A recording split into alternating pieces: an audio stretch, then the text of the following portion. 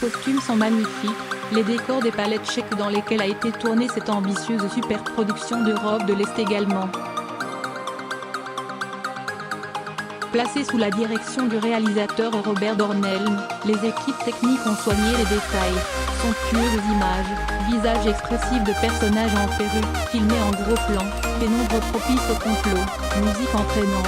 Voilà le téléspectateur plongé au cœur du XVIIIe siècle, et plus précisément du palais de la Haute-Bourg, à Vienne, centre névralgique de la maison des Habsbourg.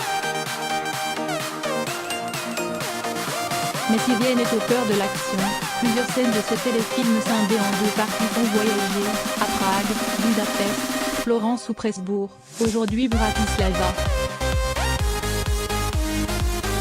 Intrigue de cour, alliance contre nature, histoire de peur et de pouvoir, cette production austro-hungaro-tchécoslovaque rend, de fait, hommage à une femme sortant de l'ordinaire, Marie-Thérèse d'Autriche, née et décédée à Vienne, 1717-1780, surnommée de son vivant la Grande et dont Voltaire parlait comme d'une grande femme qui excelle dans l'utile et l'agréable.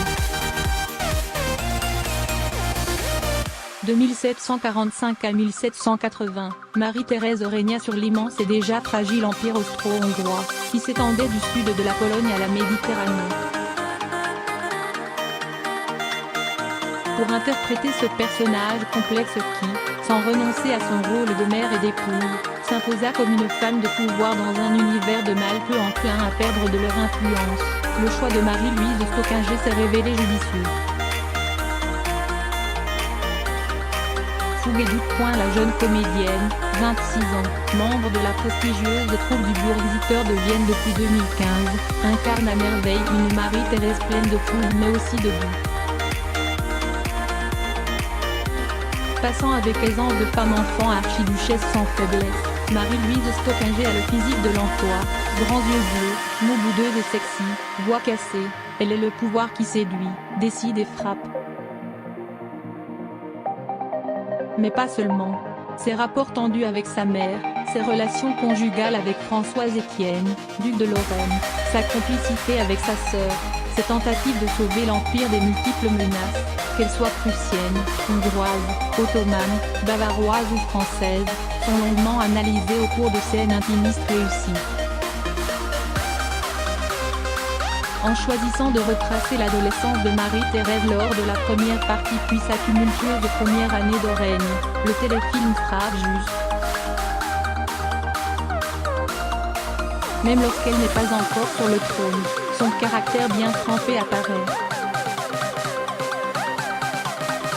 Dans la seconde partie, la jeune femme, qui vivait heureuse à Florence avec sa famille, est rappelée par les dures réalités viennoises. Son père, l'empereur Charles VI, décède subitement en octobre 1740.